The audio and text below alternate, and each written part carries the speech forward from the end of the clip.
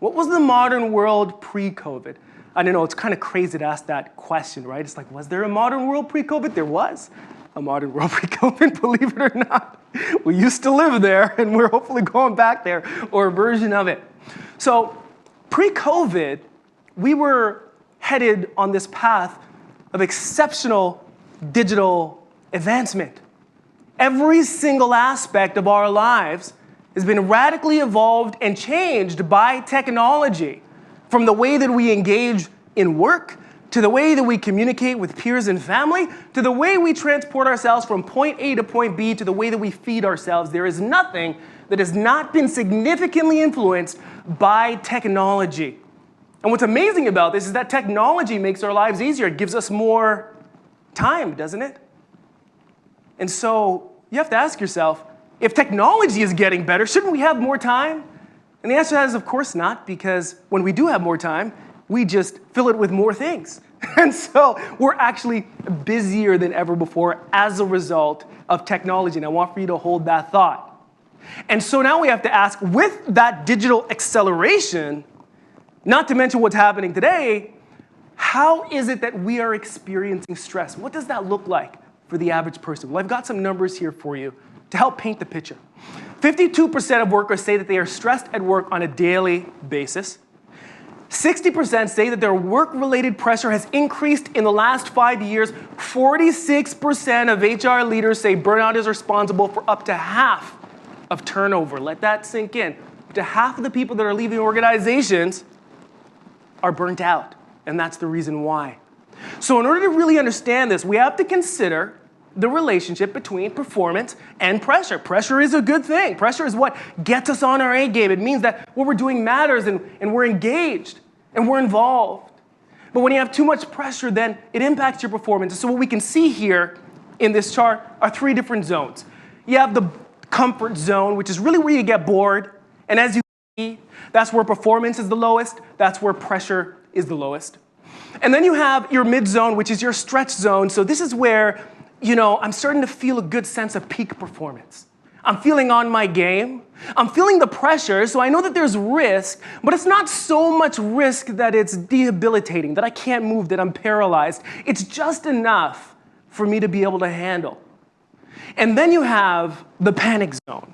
The panic zone, as you can see, is where the pressure is at the highest, but performance is also just as low as the comfort zone. And that's when you feel totally out of control. So how do we get a sense of this? And I'm actually going to take an idea or a metaphor from Corey. I don't know, Corey, if you remember sharing this. It was at a presentation that I watched you do, so thank you for this one. Comfort zone can be categorized by, you're driving along, you're on the highway, it's a gray day, the roads are really nice, nothing much is going on. Not raining or anything. So you're kind of like zoning out, thinking about, what am I going to do? What are we going to have for dinner? All that kind of stuff. Comfortable, nothing really going on. You don't even think about the road.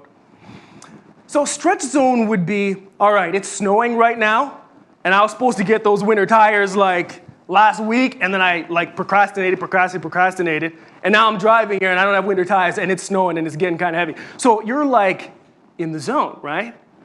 And your performance is increased because you can't make a mistake because it's life or death.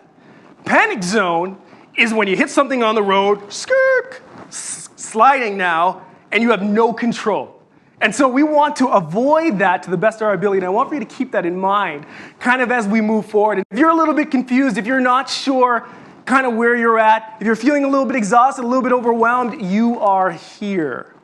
And we're going to talk about what you can do if you are here. Something else for us to consider. First time ever in our history, burnout has been recognized as an official medical diagnosis by the World Health Organization. This was as of May 2019, pre-pandemic.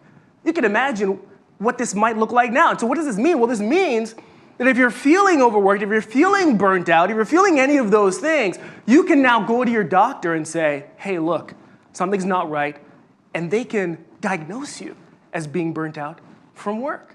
And so what happens to our brains when we're in that overworked state? What does that actually look like? Well, there's a chemistry to it. And it turns out what happens is we're engaging the sympathetic nervous system. And what happens when we engage that system in the body is adrenaline starts to secrete, right?